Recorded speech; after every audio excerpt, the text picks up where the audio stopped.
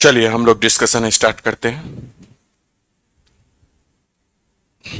कितना सवाल किए हैं आप लोग? कितना? सारा हो गया? चलिए बहुत अच्छा। देखिएगा, 10:30 बजे 11:45 तक में आप लोग क्वेश्चन ले लिया कीजिए ऑफिस से। 10:30 बजे से मिलने लगेगा आपको, है ना। जहां भी जगह मिलेगा आप लोग बैठ के बना लीजिएगा ताकि इनफ टाइम आपको मिल जाए। लेकिन कोशिश कीजिए कि जितना कम से कम समय में आप सॉल्व कीजिए, ताकि इससे क्या होगा कि आपका स्पीड भी मेंटेन होगा। ठीक है, ध्यान से देखिएगा। सवाल क्या कर रहा है? पहला सवाल आपका नंबर सिस्टम के यूनिट डिजिट से, है ना। पहला सवाल क्या कर रहा है कि 124 का पावर n है और 124 का पावर n+1 है। इसका मान के इकाई स्थान पर आने वाले अंक ज्ञात कीजिए जहां n एक पूर्ण संख्या है।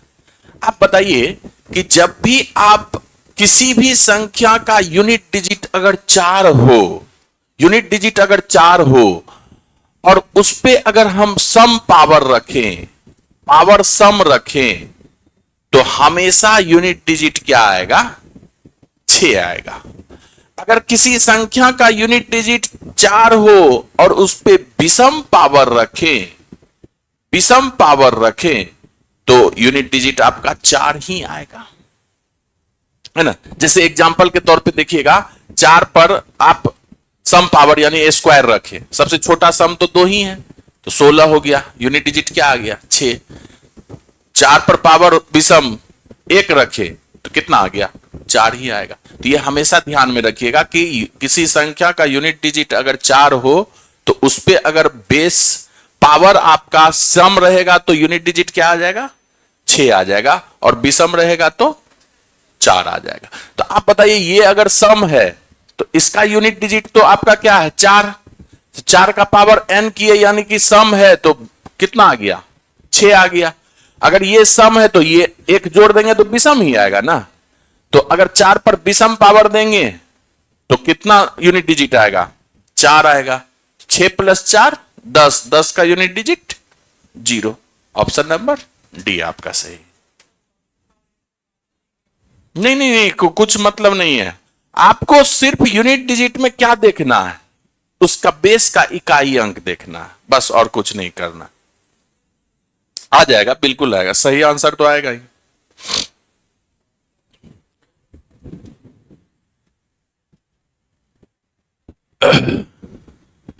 चलिए नेक्स्ट करेंगे।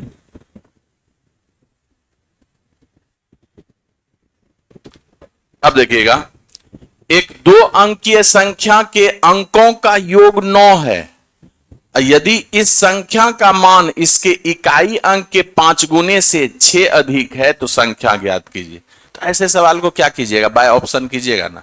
2 अंकों की संख्या वाला आएगा तो सबसे पहला चीज है कि योग 9 होना चाहिए।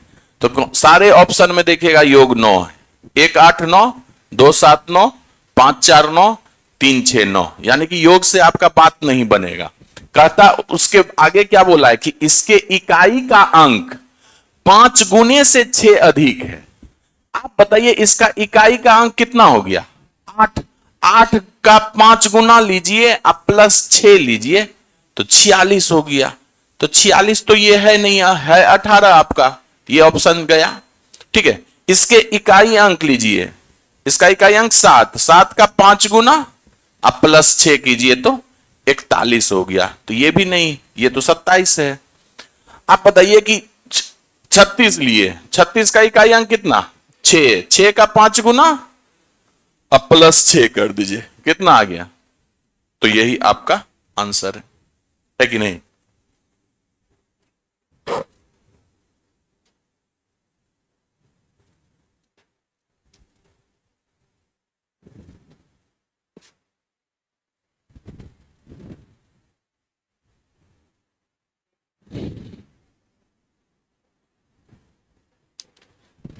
चलिए नेक्स्ट करेंगे।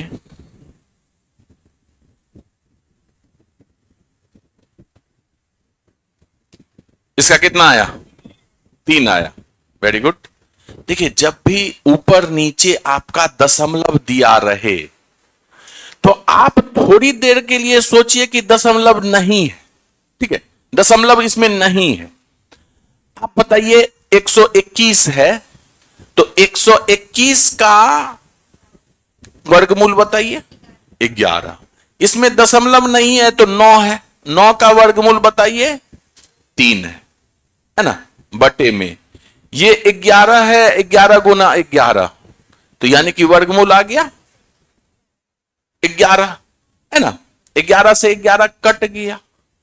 अब जो है आप काउंट कीजिए, ऊपर कितना दशमलव है और नीचे कितना दशमलव है।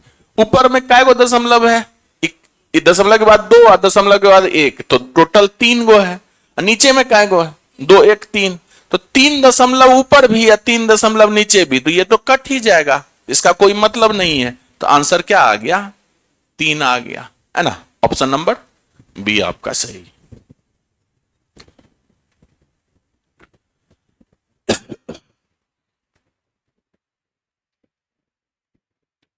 कैलकुलेशन पार्ट में आप देखिएगा डेसिमल का कुछ कुछ अच्छा सवाल हम करवाए हुए, ठीक है, एग्जाम में पूछा हुआ, वो सवाल जाके देखिएगा। दशमलव का से रिलेटेड जितना भी आपका प्रॉब्लम होगा वो दूर हो जाएगा। चौथा या पांचवा, हाँ चौथा या पांचवा लेक्चर में होगा, देख लीजिएगा, एग्जैक्ट याद नहीं। कैलकुलेशन का चौथा या पांचवा लेक्चर देखिएगा। टोटल 6 या 7 होगा कैलकुलेशन का, तो उसको कर लीजिएगा। कैलकुलेशन में सारा दिक्कत आपका खत्म हो जाएगा। देखिएगा, दो संख्याओं का योग जो है वह 40 है, ठीक है, और उनका गुणनफल 60 है।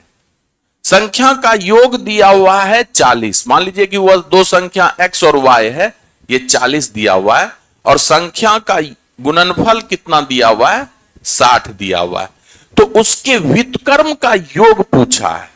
व्युत्क्रम का मतलब क्या, उल्टा, यानी कि संख्या आप x माने हैं तो x का उल्टा 1/x, संख्या y माने हैं तो 1/y, इसका उल्टा, दोनों का योग पूछा है। आप बताइए, यहां से एलसीएम लीजिएगा तो क्या आ जाएगा, x प्लस वाई, ऊपर क्या आ जाएगा, y प्लस एक्स। तो y प्लस एक्स का वैल्यू दिया हुआ है 40, x इंटू वाई का वैल्यू दिया हुआ है 60, तो ये 0 0 कट गया, 2 दूना 4, 2 तिहाई 6, कितना आ गया, 2/3। ऑप्शन नंबर सी आपका सही।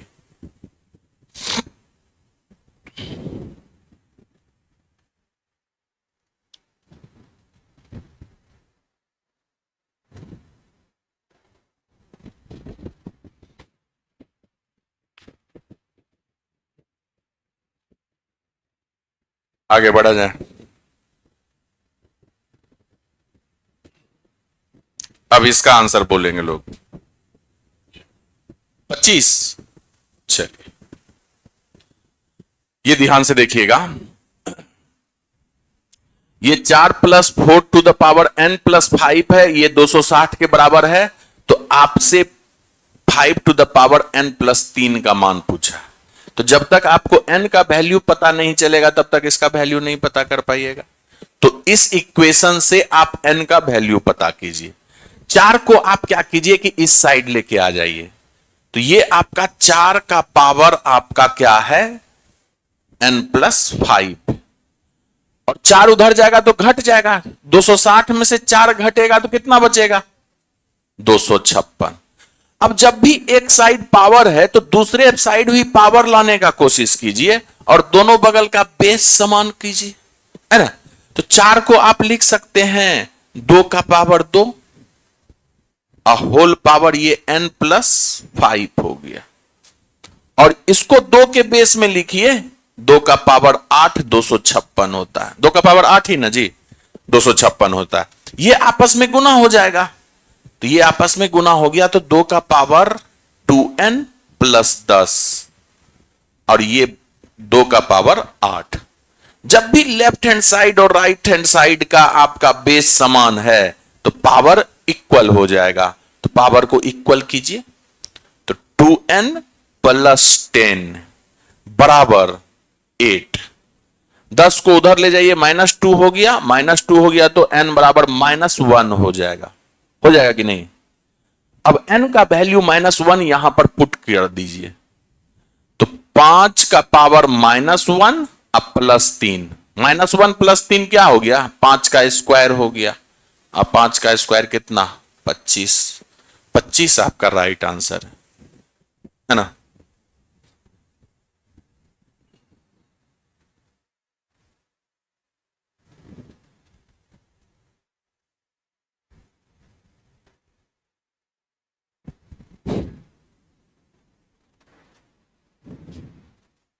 घातांक करने का यह सवाल हो गया आपका कि जब भी लेफ्ट हैंड साइड और राइट हैंड साइड का बेस समान हो तो पावर भी इक्वल हो जाता है।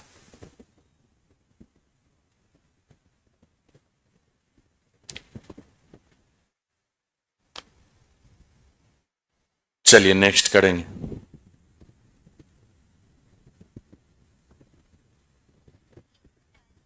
कितना आया? 2145। Very good. देखिए ना, बोला है कि भाग विधि द्वारा दो संख्याओं का महत्तम समापवर्तक यानी कि एचसीएफ ज्ञात करने में भागफल जो है 11 और 13 आता है और अंतिम भाजक जो है 15 है। तो यानी कि ये 15 से अंतिम भाजक 15 है, तो यानी कि 15 आपका एचसीएफ है। 15 एचसीएफ है तो 15 का मल्टीपल होगा दोनों संख्या। संख्या हमेशा 100 का गुणज होता है, यानी कि 15 का मल्टीपल होगा। आप बताइए 15 से 11 बार में भागफल लगाए हैं तो कितना हो जाएगा? 15 से 11 बार में लगाए हैं तो कितना हो जाएगा? 15 एकम 15, अब 15 एकम 15 1 16, 165 हो गया। फिर 15 से 13 बार में लगाए हैं तो कितना हो जाएगा? 15 तिया 45, 15 4 19 हो गया। यानी कि वो दो संख्या आपका 165 और 195। तो इस दोनों संख्या का आपसे क्या पूछा है? एलसीएम पूछा है। तो आपको पता ही है कि दोनों संख्या 15 से कट रहा है, तो 15 से 11 बार में कटेगा, 15 से 13 बार में कटेगा। एलसीएम जो हो जाएगा 15 गुना 11 गुना 13 हो जाएगा। ये जब गुना कीजिएगा तो 2145 आ जाएगा। हालांकि एग्जामिनर बहुत चालू है। अगर यूनिट डिजिट लगाइएगा तो 5 तिहाई 15 हुआ, 5 सबका आपका यूनिट डिजिट से भी काम नहीं बनेगा। आप डिजिट सम लगाइएगा, इसका डिजिट सम कितना? 6, इसका डिजिट सम कितना? 2, इसका डिजिट सम कितना? 4। तो 6 दूना 12, 12 चौके 48, 48 का डिजिट सम 8 4 12 3। तो यानी कि जिस आंसर का डिजिट सम 3 होगा वही आपका सही आंसर होगा। तो आप देखिएगा 5 4 9 डिजिट सम 0, 2 1 3 है। लेकिन एक ऑप्शन और भी देखिए, 5 2 7 2 9 ये तो नहीं है होगा, 3 2 5 1 6 ये भी नहीं होता, लेकिन 5 4 9 0 ये भी 3 है। तो ऐसे हालात में क्या कीजिएगा? यूनिट डिजिट भी लगाइएगा तो 5 5 दोनों का सेम है, तो क्या कीजिएगा? फाइनली गुना ही आपको करना पड़ेगा। तो कभी कभी एग्जामिनर क्या होता है कि बहुत जिद्दी हो जाता है कि गुना करवा के ही छोड़ेंगे, है ना। तो गुना करना पड़ेगा, कोई उपाय नहीं।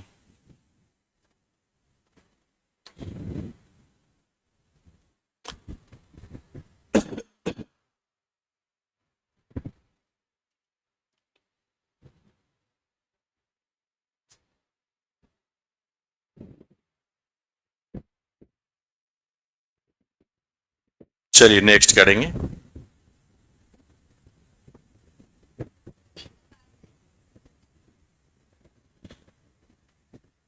कितना आया? 162। देखिए ना, 32 पार्सल का एवरेज वेट जो है 96 किलोग्राम पाया गया, और इस 32 पार्सल के अलावा एक और पार्सल का वजन शामिल किया जाता है तो कितना पार्सल हो जाएगा? 33 पार्सल हो जाएगा। तो उसके औसत पे प्रभाव जो पड़ता है वह 2 किलोग्राम का वृद्धि हो जाता है। यानी कि जब किसी पार्सल का नया पार्सल आ जाए या संख्या आ जाए, औसत में अगर वृद्धि हो रहा है तो जरूर वह पुराने औसत से ज्यादा होगा, तभी वृद्धि होता है।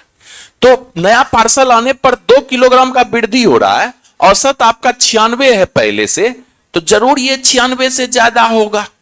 अब कितना ज्यादा होगा ये पता कर लीजिए तो उसका वेट आ जाएगा, है ना। तो टोटल 32 पार्सल था और एक पार्सल और आ गया, तो टोटल कितना पार्सल? 33 पार्सल।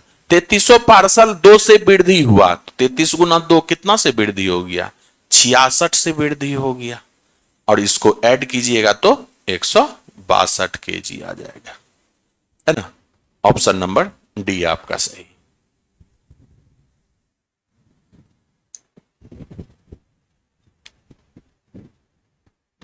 अब ये मत करने लगेगा 32 गुना 96, फिर उसमें x मानिएगा, फिर उतना कीजिएगा तो बहुत ज्यादा हो जाएगा कैलकुलेशन।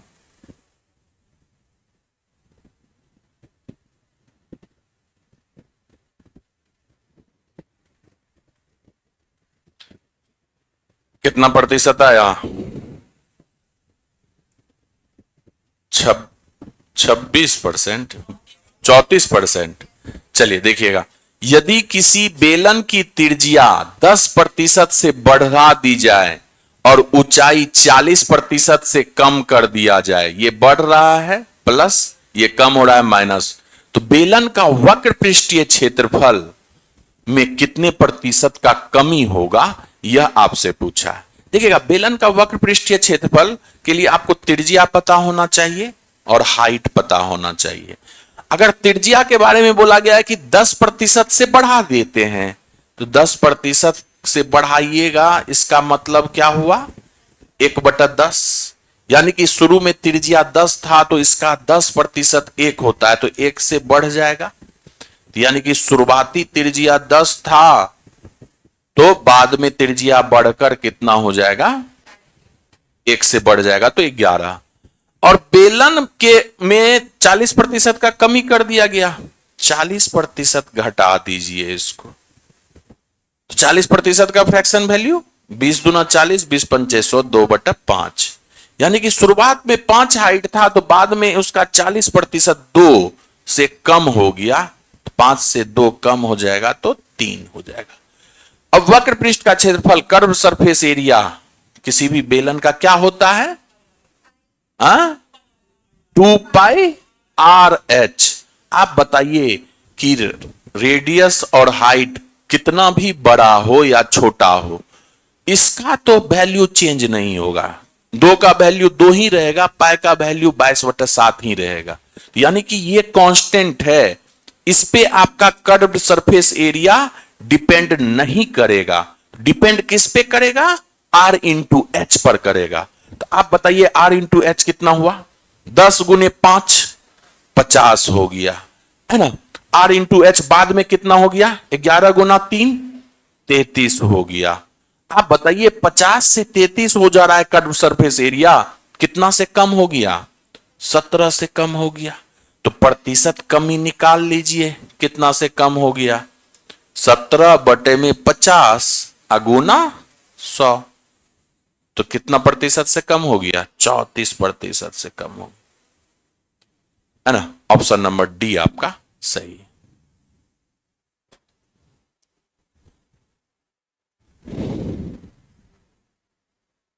सक्सेसिव लगा दिए थे, सक्सेसिव मत लगाया कीजिए। अगर वॉल्यूम पूछ देगा, क्षेत्रफल पूछ देगा तो उसमें फंस जाइएगा। यहां पर संजोग था कि r²πr²h वॉल्यूम नहीं था, नहीं तो फंस जाइएगा। तो कभी भी सक्सेसिव हमेशा मत लगाया कीजिए किसी भी आकृति में। आयत वगैरह सब में लगा दीजिए, उसमें काम हो जाएगा। लेकिन ये मेथड जो है, ये कॉन्सेप्ट जो आप कहीं भी लगाइएगा, एकदम किसी भी आकृति के लिए आंसर आएगा।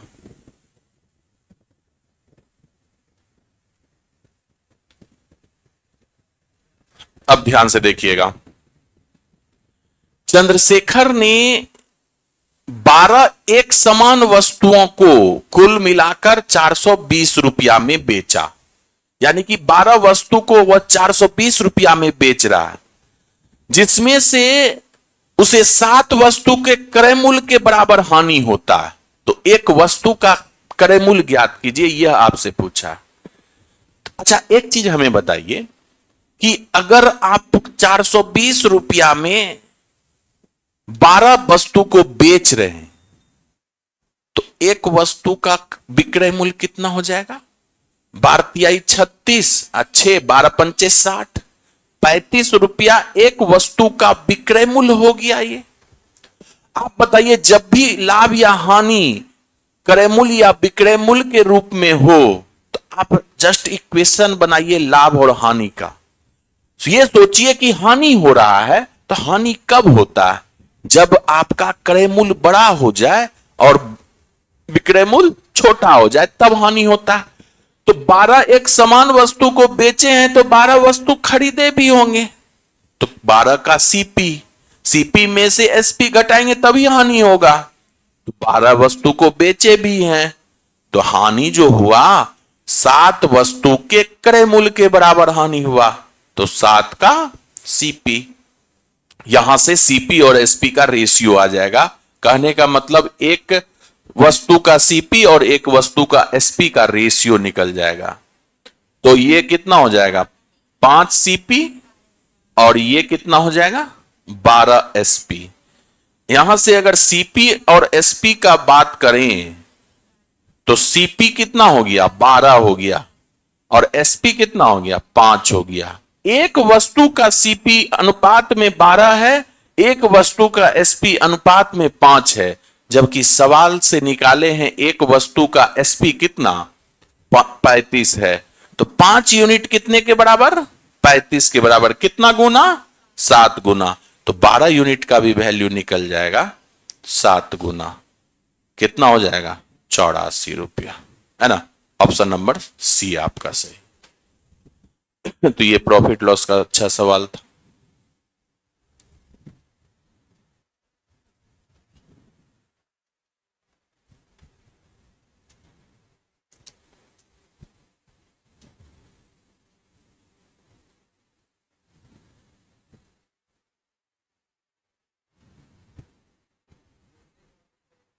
क्या? फिर से एक बार बता दें। आप सोचिए ना कि 12 वस्तु को 420 रुपया में बेच रहे हैं, 420 रुपया में बेच रहे हैं, तो एक वस्तु का विक्रय मूल्य नहीं निकाल लीजिएगा? 12 से भाग दे के एक वस्तु का विक्रय मूल्य निकल गया। अब आपको ऐसा सवाल कल भी आया था कि अगर लाभ और हानि क्रय मूल्य या विक्रय मूल्य के रूप में दिया रहे तो आप लाभ या हानि का इक्वेशन बनाइएगा। यह सोचिएगा कि लाभ कब होता है या हानि दिया हुआ है तो हानि कब होता है। तो सवाल में हानि दिया हुआ है, तो हानि कब होता है? जब आपका क्रय मूल्य ज्यादा हो जाए और विक्रय मूल्य कम हो जाए, यानी कि सीपी में से एसपी को घटा दीजिएगा। आप कितना टोटल आपके पास वस्तु है? 12 वस्तु को खरीदिएगा भी या 12 वस्तु को बेचिएगा भी, तो 12 वस्तु का सीपी माइनस 12 वस्तु का एसपी। सीपी में से एसपी घटा रहे हैं तो आपको हानि हो रहा है, ये बराबर होगा। हानि किस रूप में है? 7 वस्तु के क्रय मूल्य के रूप में। तो 7 वस्तु का क्रय मूल्य दे दिए, तो यहां से सीपी एक साइड एसपी एक साइड, दोनों का रेशियो निकल के आ गया। क्लियर है? तो जब भी इस तरह का सवाल रहे ना, तो लाभ और हानि का इक्वेशन बना लीजिए सीपी एसपी के रूप में। कहीं कोई फॉर्मूला कोई ट्रिक याद रखने की जरूरत नहीं है।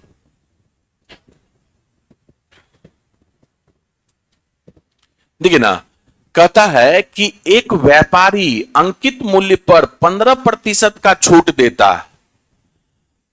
उपरोक्त स्वव्यवहार के माध्यम से 19% का लाभ प्राप्त करने के लिए उससे अपने माल पर क्रय मूल्य से कितना अधिक अंकित करना चाहिए।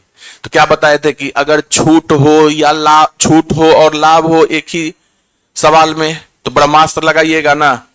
क्या बताए थे? सीपी और एमपी का रेशियो निकल के आ जाएगा। छूट को सीपी में पुट कीजिए, 15% का छूट, तो सीपी में लिखिएगा 100 में से 15 घटा के 85। लाभ हो रहा है तो प्लस होगा 100 प्लस, तो वो लाभ जो है एमपी में कर दीजिएगा 119। अब आप बताइए, सीपी आपका 85 है, ये 19 है। अच्छा, रेशियो में तोड़िएगा और छोटा कर दीजिए, 5-7 हो गया। तो यानी कि 5 से 7 एमपी कर रहे हैं, तो कितना से बढ़ा रहे हैं? 2 से बढ़ा रहे हैं, तो प्रतिशत वृद्धि निकाल लीजिए। 2 से बढ़ाए कितना में? 5 में, अगुना 100, ये 20 40% आपका बढ़ा के आप अंकित मूल्य निर्धारित किए। तो जब भी आपका लाभ और छूट दिया रहे तो आप ब्रह्मास्त्र लगाइएगा, सीपी और एमपी का रेशियो निकाल के। एक्चुअल में सीपी पे लाभ जुड़ता है और एमपी में छूट घटता है। यहां पर इस फॉर्मूला में आपका उल्टा हो जाएगा। क्या कीजिए कि छूट को सीपी में घटा दीजिए और लाभ को एमपी में जोड़ दीजिए, है ना। इस तरह से आप निकालिएगा।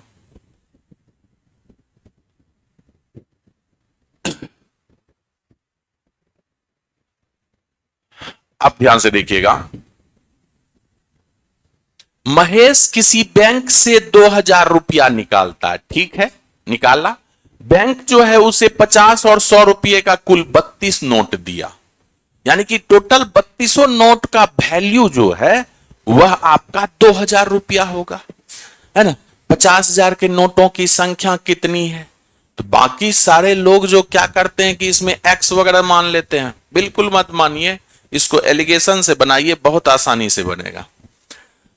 हम कहें आपसे कि टोटल 32 नोट आपको मिला, 32 का 32 हमारा अगर 50 रुपये का ही नोट रहता, 32 का 32 नोट अगर हमारा 50 रुपये का ही रहता तो यह कितना रुपया हो जाता? कहिए ना जी, 1600 रुपया हो जाता कि नहीं हो जाता? फिर हम बोले नहीं भाई, अगर हमारा 32 का 32 नोट 100 रुपये का रहता तो आपको कितना मिलता? 3200 मिलता। लेकिन एक्चुअल में तो आपको मिला है कितना? 2000 रुपया। तो यहां से एलिगेशन लगाइएगा, बड़ा में से छोटा घटाइएगा। इस साइड में आपका 50 का नोट और इस साइड में 100 के नोट, 50 और 100 के नोट का रेशियो मिल जाएगा आपको। तो 3200 में से 2000 घटाइएगा तो कितना हो जाएगा? 1200 हो जाएगा। और 1600 में से 2000 में से 1600 घटा दीजिए, 400। यानी कि यह कितना का रेशियो आ गया? 3 और 1 का रेशियो आ गया। 3 और 1 का रेशियो, यानी कि 50 रुपये का नोट अनुपात में 3 है, 100 रुपये का नोट अनुपात में 1 है। दोनों नोट को मिला लीजिए तो टोटल अनुपातिक वैल्यू 4। जबकि सवाल में दिया हुआ है टोटल नोट की संख्या कितना? 32। तो 4 यूनिट कितने के बराबर? 32 के बराबर। तो कितना गुना? 8 गुना। आपसे पूछा है 50 रुपये का नोट, तो इस साइड में 3 यूनिट का वैल्यू निकाल दीजिए। कितना गुना? 24 हो जाएगा। यानी कि 24 को 50 का नोट मिला।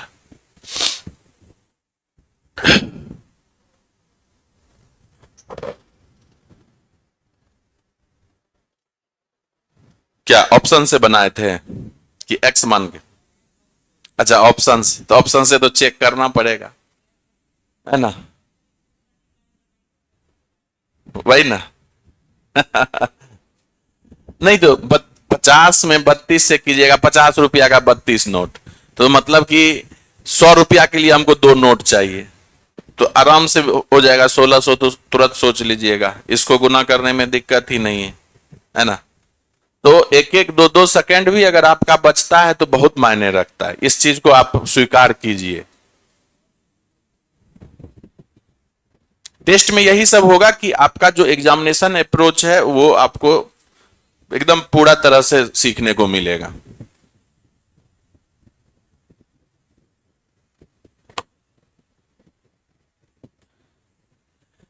देखिएगा, x और y के वर्तमान आयु के का अनुपात जो है 3 और 4 है। ये x है, ये y है, दोनों का प्रेजेंट एज लीजिए जिसका अनुपात दिया हुआ है 3 और 4 का। ठीक है, 5 वर्ष पहले इसकी आयु का अनुपात, 5 साल पहले का बात किया, इसके आयु का अनुपात 5 और 7 था। तो y का वर्तमान आयु पूछा है, y का वर्तमान आयु। एक चीज तो समझिएगा कि कभी भी 2 व्यक्ति के आयु का अंतर जो होता है ना वह समान होता है। चाहे अभी का आप कीजिए अंतर या 10 साल पहले का या 5 साल बाद का कीजिए, अंतर हमेशा समान आपको रहना चाहिए। तो अनुपात में यहां पर अंतर कितना है दोनों के आयु में? 1 का अंतर है। और यहां पर अंतर कितना है? 2 का। तो अंतर को बराबर करने के लिए इसमें 2 से गुना कीजिएगा। तो ये 2 से गुना किए तो ये कितना हो गया? 8 हो गया। और इसमें 2 से गुना कर दिए तो 6 हो गया। आप बताइए, प्रेजेंट एज 6 था और बाद में आपका एज हो गया 5। 6 से 5 हो गया तो कितना साल पहले का बात हुआ? 1 साल पहले का बात हुआ। यहां भी देख लीजिए सेम रहेगा। 8 से 7 हुआ तो 1 साल पहले का बात हुआ। जबकि सवाल में दिया हुआ है कितना साल पहले? 5 साल पहले। तो ये कितना गुना? 5 गुना। तो आपसे क्या पूछा है? y का प्रेजेंट एज बताइए। तो y का प्रेजेंट एज कितना है? 8 यूनिट है। तो 8 यूनिट कितना गुना? 5 गुना। तो 40 के बराबर हो जाएगा। ऑप्शन नंबर डी आपका सही है ना।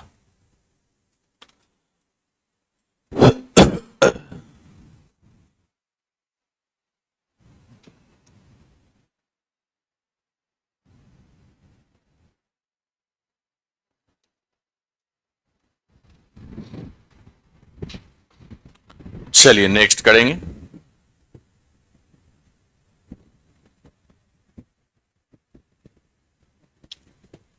अब देखिएगा, ये पार्टनरशिप का सवाल है। रेन और मार्टिन दो दोस्त है। 1 मार्च 2019 को एक कंपनी का शुरुआत किया और उनके निवेश का अनुपात जो था वह 5 और 4 था। ठीक है। मार्टिन ने 15 महीने के बाद कंपनी छोड़ दिया, यानी कि मार्टिन 15 महीने तक ही कंपनी में रहा। ठीक है। 2 वर्ष के अंत में, 2 वर्ष का मतलब कितना मंथ हो गया? 24 मंथ हो गया। 24 मंथ तक में लाभ किस अनुपात में बटेगा? तो लाभ पार्टनरशिप में एक ही फॉर्मूला होता है, लाभ बराबर जो होता है निवेश की गई पूंजी गुना जितने समय के लिए पूंजी निवेश कर रहे हैं वही होता है। तो आप बताइए कि यहां पर रेन है तो रेन पहले है तो निवेश कितना कर रहा है? 5। रेन तो नहीं छोड़ा ना। 2 वर्ष के अंत में पूछा है तो उसका समय कितना रहेगा? 24 का 24वां मंथ रहेगा, है ना। अब मार्टिन जो है उसका निवेश का राशि अनुपात में 4 है। कितने मंथ तक रहा? 15 मंथ तक रहा। तो गुना 15। यही तो आपका लाभ का रेशियो है कि नहीं? तो यहां से आप अनुपात को छोटा कर लीजिए। 5 से 3 बार में, 3 से 8 बार में, 4 से 2 बार में। तो 2:1 के। ऑप्शन नंबर ए आपका सही।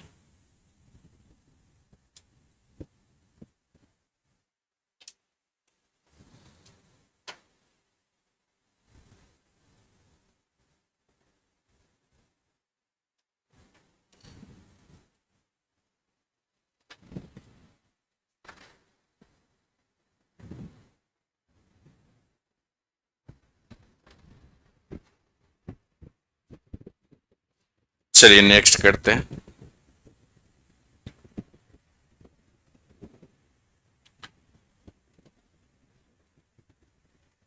एक आदमी, ये पॉइंट नहीं होगा, ये हटा दीजिए पॉइंट।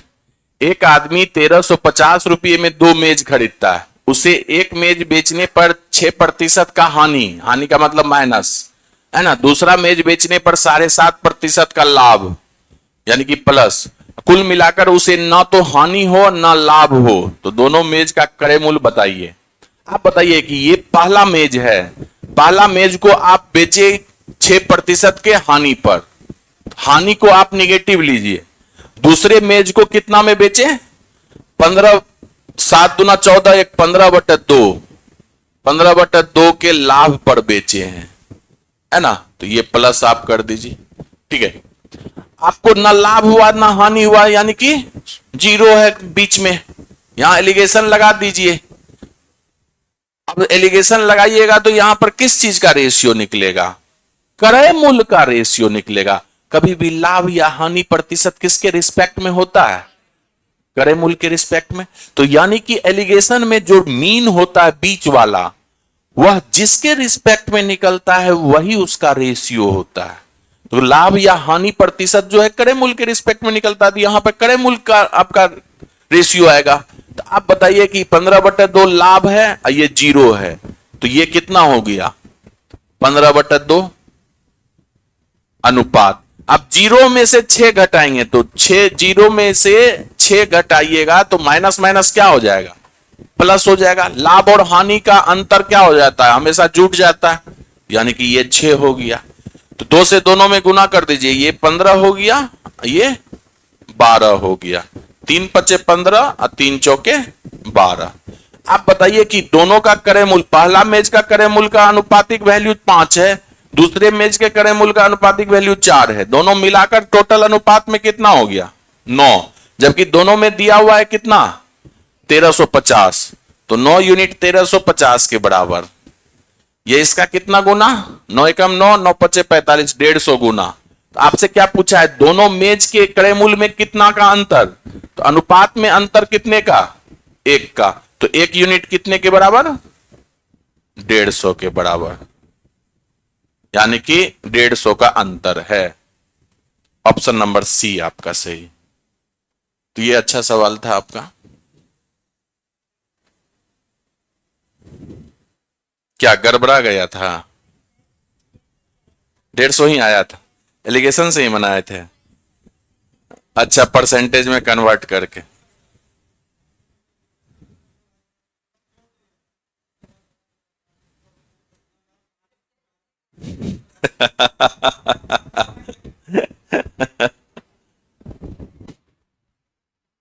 तो जब भी कोई दो वस्तु हो, एक को लाभ और हानि पर बेचे, दूसरे को लाभ और हानि पर बेचे, या फिर दोनों मिलाकर देखा जाए कि कुछ लाभ हुआ कि हानि हुआ, ऐसे सवाल में डायरेक्ट एलिगेशन लगाइएगा, है ना? सवाल तुरंत बनेगा आपका। चलिए नेक्स्ट करेंगे। कोई धनराशि 12.5 वर्ष में स्वयं का 3 गुना हो गया। स्वयं का 3 गुना का मतलब क्या? अगर 1 था राशि तो वह 3 हो गया। तो अगर ये P है तो ये A हो गया। तो यहां से आप बताइए कि साधारण ब्याज कितना हुआ? 1 से 3 हुआ तो 2 ही न ब्याज मिला। तो साधारण ब्याज 2 है, मूलधन 1 है, समय आपको दिया हुआ है 12.5 वर्ष, तो रेट नहीं निकल जाएगा। दर बराबर क्या होता है? ब्याज गुने 100, ब्याज गुने 100 बटे में मूलधन, मूलधन गुना समय, 25/2, यानी कि 2 ऊपर चला जाएगा। 4 दूना 8 दूना 16%, है ना? ये तो सबसे बन गया होगा।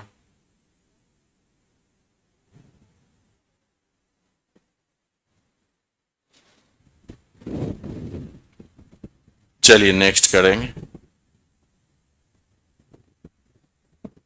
कहता है किस मूलधन पर 10% की दर से 3 वर्ष के चक्रवृद्धि ब्याज और साधारण ब्याज का अंतर 620 रुपया हो जाएगा। आप बताइए कि यहां पर मूलधन निकालना है, रेट आपको क्या दिया हुआ है? 10%। सीखिएगा, बहुत अच्छा तरीका आपको बताएंगे। 10% का फ्रैक्शन वैल्यू 1/10। अगर आपको मूलधन नहीं दिया हुआ हो तो आप क्या कीजिए, जो फ्रैक्शन वैल्यू का हर का वैल्यू है उसको लीजिए, जितने साल के लिए बोल रहा है वो पावर चढ़ा दीजिए, यही आप P मान लीजिए। P बराबर 10 का क्यूब, यानी कि 1000 आप मान लिए।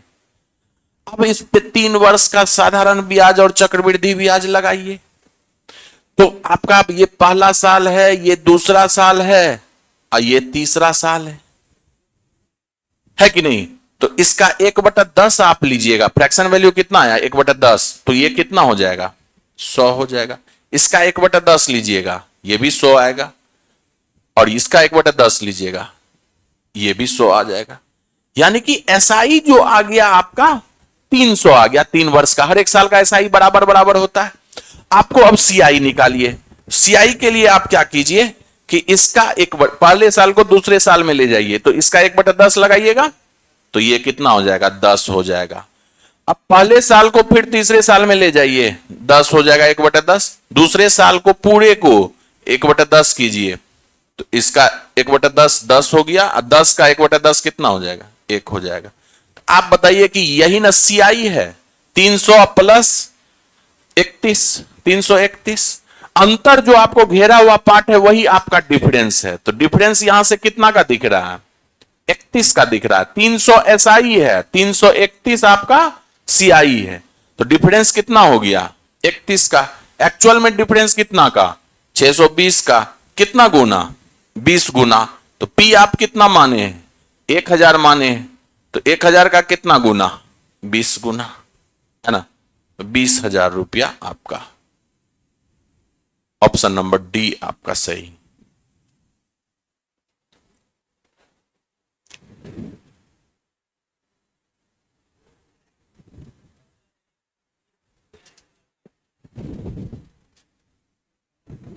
क्या आप सब फॉर्मूला लगा दिए थे? बहुत अच्छा, कोई बात नहीं।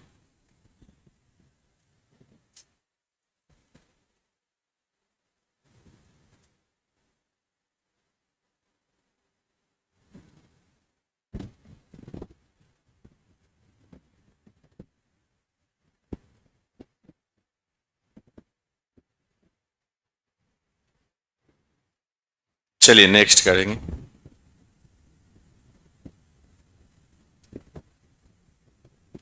अब देखिए ध्यान से, पी क्यू से 30% अधिक कार्यकुशल है।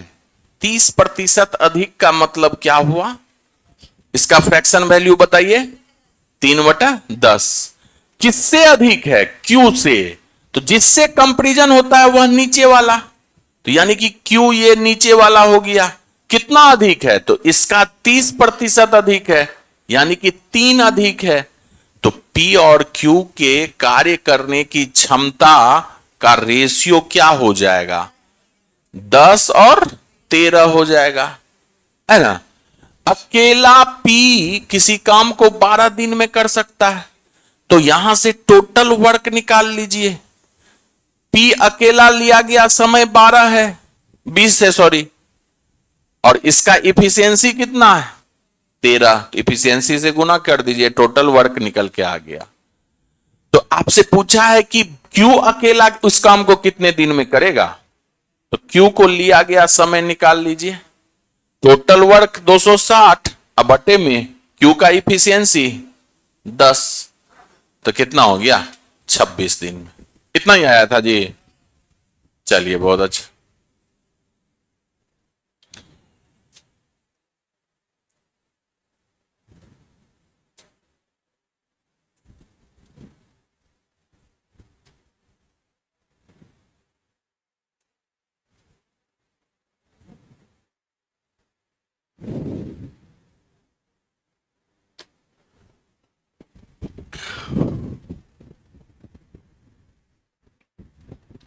चलिए नेक्स्ट करेंगे।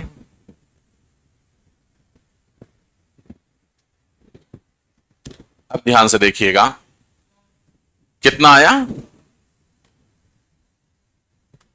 2 पाइप एक टंकी को अलग अलग 60 मिनट और 75 मिनट में भर सकते हैं। एक टंकी, एक पाइप मान लीजिए A है, इसको 60 मिनट में भर सकता है। एक दूसरा पाइप B है, इसको 75 मिनट में भर सकता है। 75 मिनट और 60 मिनट में। इसे खाली करने के लिए टंकी के तली में एक पाइप लगा हुआ है। अगर तीनों पाइप को एक साथ खोल दिया जाए तो टंकी 50 मिनट में भर जाता है। यानी कि तीनों को अब एक साथ खोलिए। A plus B plus C। C वाला क्या है आपका? तली में लगा हुआ जो कि खाली करता है, उसको माइनस से डिनोट कर दिए। ये कितने मिनट में भर सकता है? 50 मिनट में भर सकता है। टंकी के तली में लगे पाइप द्वारा पूरी तरह से भरी टंकी को करने में कितना समय लगेगा यदि कोई अन्य पाइप नहीं खुला है? यानी कि इस 3 पाइप के अलावा कोई पाइप नहीं खुला है, तो कितना समय में खुलेगा ये टंकी का पानी भरेगा? किसके बारे में पूछा है? टंकी के तली में जो यानी कि C पाइप जो लगा है वह अकेले इस टंकी को कितना देर में खाली कर देगा? तो पहले तो टंकी का क्षमता निकाल लीजिए। तो 60, 75, 50 का एलसीएम 300। Very good. ए का इफिशियंसी कितना हो जाएगा? 5। बी का इफिशियंसी कितना हो जाएगा? 4। और तीनों का मिलाकर इफिशियंसी कितना हो जाएगा? 6। आप बताइए ए और बी मिलकर आपका 9 है और तीनों मिलाकर 6 हो गया। 9 से कितना कम हो गया? 3 कम हो गया। तो 3 कम हुआ तो यानी कि सी का इफिशियंसी खाली करने वाला वही होगा। तो यहां से सी का इफिशियंसी आपको पता चल गया। सी का इफिशियंसी आपका 3 है। तो इसलिए सी को लगा समय आप निकाल लीजिए 300 बटे में 3 यानी कि 100 मिनट लगेगा, है ना। ऑप्शन नंबर सी आपका सही।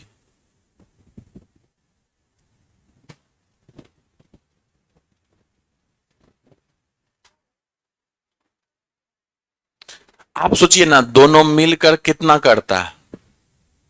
9 और तीनों मिलाकर 6 हो गया। तो ये घटाया ना, कितना से घटाया? 3 से घटाया।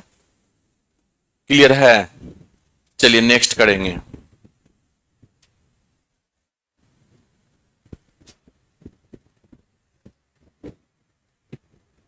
कितना आएगा? 16। देखिएगा, एक व्यक्ति 9 घंटा में 61 किलोमीटर की दूरी तय करता है। ठीक है, टोटल 9 घंटा उसको समय लगा, टोटल दूरी कितना तय किया? 61 किलोमीटर।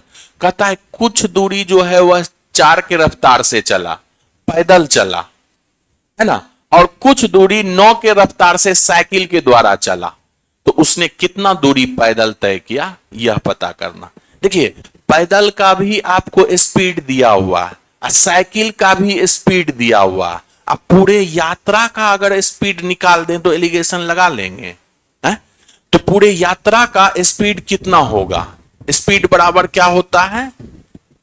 समय बराबर चाल बराबर दूरी बटा समय। 61 बटा 9 किलोमीटर प्रति घंटा हुआ। ये टोटल स्पीड हुआ आपका पूरी यात्रा के दौरान। आप बताइए, पैदल, पैदल को पी से डिनोट किए, ये चलिए पैदल लिख दिए, ये पैदल है, और ये साइकिल के द्वारा तय की गई दूरी, साइकिल के द्वारा। आप बताइए, पैदल कितना स्पीड से चलते हैं? 4 के स्पीड से चलते हैं। साइकिल से कितना का स्पीड जाते हैं? 9 का स्पीड जाते हैं। जब दोनों स्पीड मिला दिया जाए तो देखे कि 61 बटे 9 का स्पीड आ गया। आ गया कि नहीं?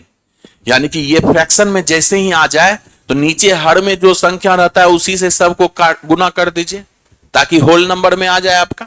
तो 9 से इसमें गुना कीजिएगा तो ये तो 9 से कट जाएगा कि नहीं? तो ये कितना बच जाएगा? 61 बच जाएगा।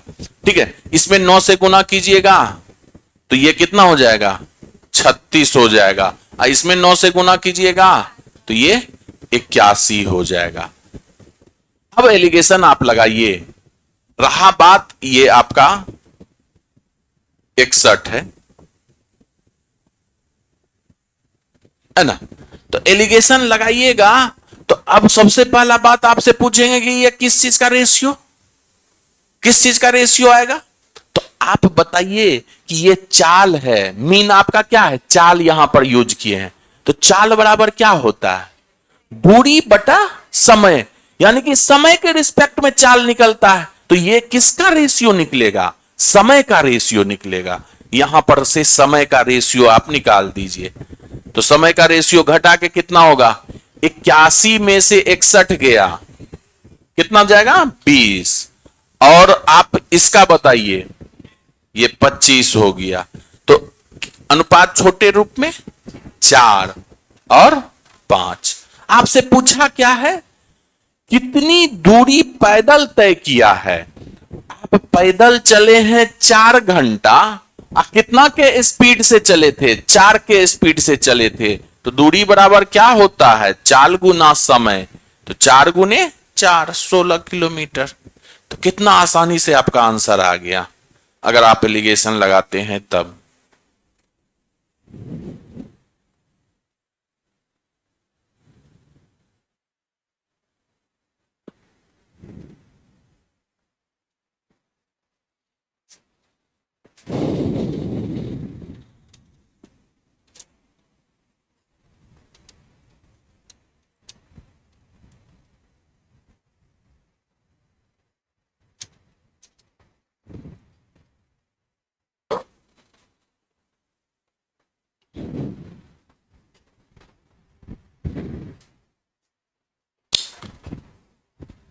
हो गया।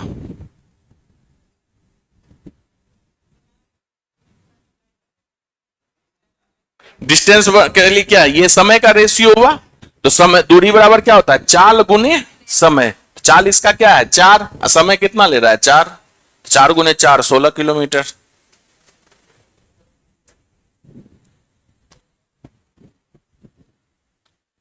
चलिए नेक्स्ट करेंगे। चलिए अलजेब्रा का सवाल कितना आया, 140। Very good. चलिए ध्यान से देखिएगा, अगर ए स्क्वायर माइनस ए में होल बटा ए है, तो कहने का मतलब क्या, ए स्क्वायर में भी ए से भाग दिए, तो ए स्क्वायर में ए से भाग दीजिएगा तो आपका क्या बचेगा, ए बचेगा। ये बीच में माइनस का साइन। एक में भी ए से भाग दिए तो 1 बटा ए, ये बराबर 5। तो आपसे इसका वैल्यू पूछा है, इसको भी आप अलग अलग तोड़िए।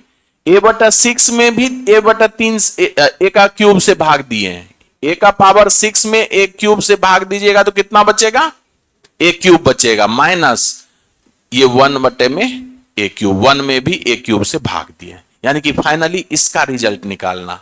तो आपको क्या बताए थे कि अगर a माइनस 1 बाय ए इतना दिया हुआ रहे तो आप डायरेक्ट ए क्यूब माइनस 1 बाय ए क्यूब का वैल्यू निकाल सकते हैं। क्या, इसका क्यूब कर दीजिएगा, माइनस 3 इंटू 5 कर दीजिएगा। जब माइनस माइनस प्लस हो जाएगा तो ये कितना हो जाएगा, 125 प्लस 15। ये फॉर्मूला से ही आया, फॉर्मूला लिख दें क्या पूरा, कि समझ गए, समझ गए ना, 140।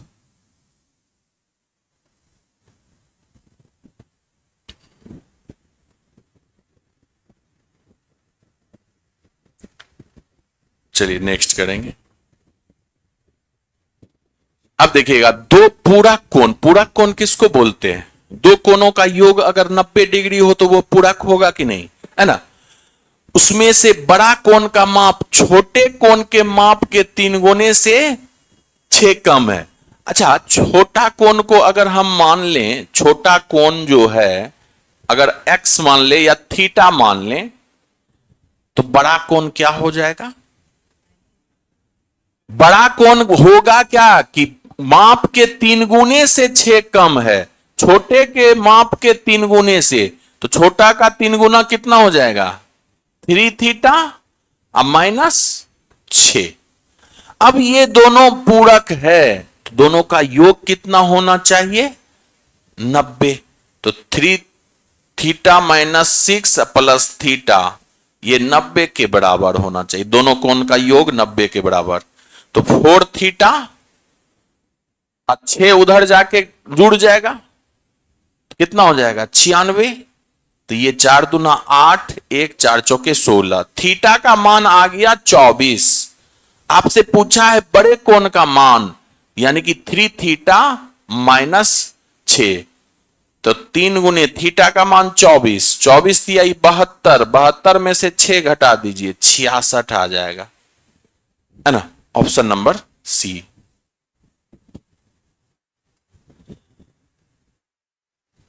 पूरक कोण जो होता है, एक दोनों कोणों का योग अगर 90 डिग्री हो उसे पूरक कोण कहते हैं, और समपूरक क्या होता है, दो कोणों का योग 180 होना चाहिए, तो वो समपूरक हो जाता है।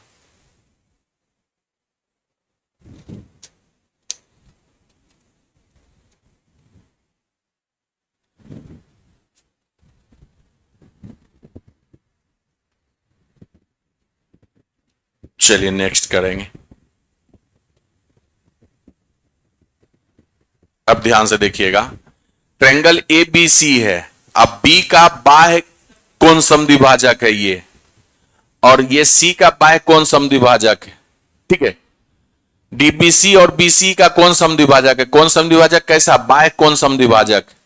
तो आपसे पूछा है एक्स का मान, यानी कि ये एंगल पूछा है, तो ये एंगल जो होता है आपका 90 minus angle BAC, B A सी बटे में 2। ठीक है, तो ये हो गया आपका, सॉरी 180 ना, 180 माइनस होगा, हम 90 बोल रहे हैं। ये आपका क्या होगा, 180 degree minus B A C by 2। नहीं, इसका ये कितना हो गया, 180 माइनस बी ए सी, ये कितना हो जाएगा, 52 बटे में 2। कितना हो गया, 1 मिनट, अच्छा रुकिए, हम फॉर्मूला सही लिख रहे थे, आप 180 बोल के गड़बड़ा दिए। इसका फॉर्मूला क्या होगा, 90 डिग्री माइनस ए बटे में 2 होता है ना। तो ये 90 हो गया, ए का मान कितना है 52, 52 का आधा कितना 26, इसको घटा दीजिए 4, 8 में से 2 गया 6, 64 डिग्री आंसर होगा। ये आपका फॉर्मूला होता है, बाह्य कोण समद्विभाजक का फॉर्मूला ये होता है ना, ये ध्यान में रखिएगा, 90 माइनस एंगल ए बाई 2, बात वही है। तो 2 से कीजिएगा गुना, क्या हो गया 180 या माइनस ए बटे में होल 2, चीज वही ना हुआ।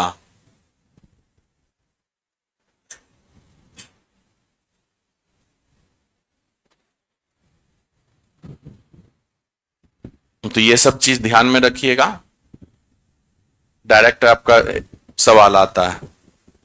अब देखिएगा, 7 सेंटीमीटर भुजा वाला एक वर्ग के परितः, परितः मतलब बाहर से खींचे गए परिवृत्त का परिधि ज्ञात कीजिए। वृत्त का परिधि क्या होता है, 2 पाई आर, यानी कि हमें आर का वैल्यू पता करना पड़ेगा, तभी उसका परिधि पता कीजिएगा, है ना। तो एक वृत्त बनाइए, एक वृत्त बनाए, और एक इसके चारों भुजा होते हुए क्या है, एक परिवृत्त। वृत्त का भुजा, वर्ग का भुजा जो है वह क्या है, 7 है। एक वर्ग 7 सेंटीमीटर भुजा वाला है, इसके बाहर चारों ओर एक परिवृत्त है जो कि चारों शीर्ष से होकर गुजरती है। आप बताइए कि ये 7 है। अच्छा, यह जो होगा आपका क्या होगा, वर्ग का विकर्ण होगा कि नहीं। तो वर्ग का विकर्ण बराबर क्या होगा, वर्ग का विकर्ण, विकर्ण क्या होता है, √2a होता है, यानी कि 7√2 हो गया। लेकिन ये जो है आपका वर्ग का विकर्ण जो है, ये वृत्त का व्यास भी तो है। ये क्या है, वृत्त का व्यास है, तो इसलिए त्रिज्या क्या हो जाएगा, व्यास का आधा, यानी कि 7√2 का आधा।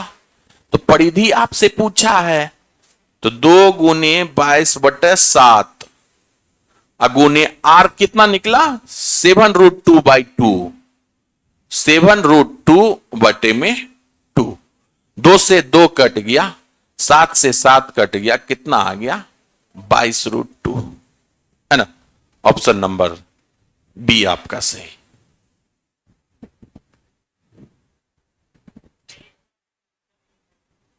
क्या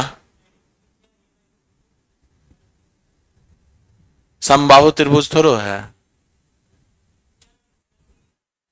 हाँ उसका, हाँ उसके अनुसार भी है।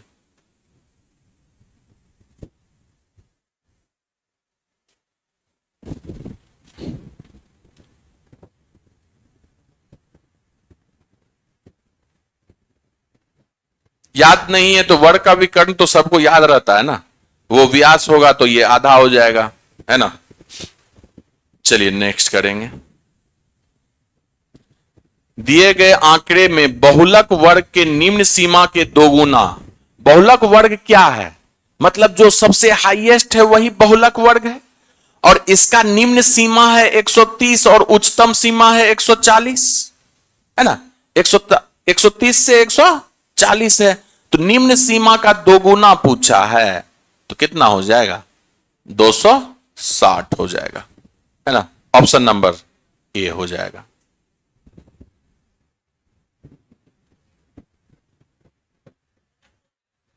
क्या, हाँ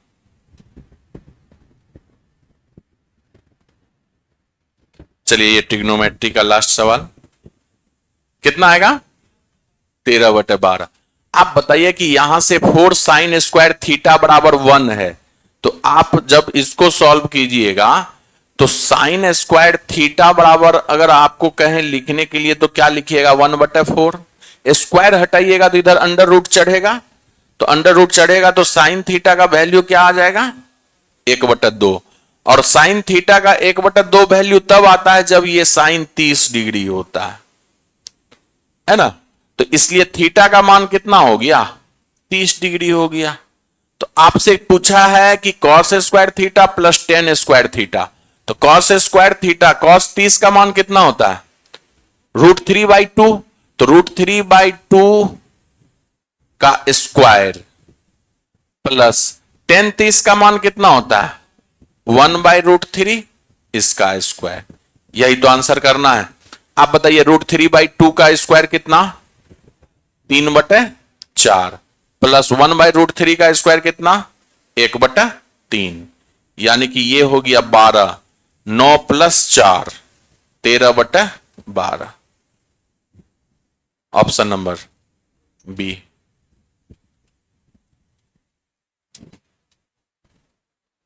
तो आज के लिए हम लोग यहीं पे रुकेंगे, नेक्स्ट टेस्ट आपका कल होगा, अगले मॉक टेस्ट में मिलेंगे, ठीक है।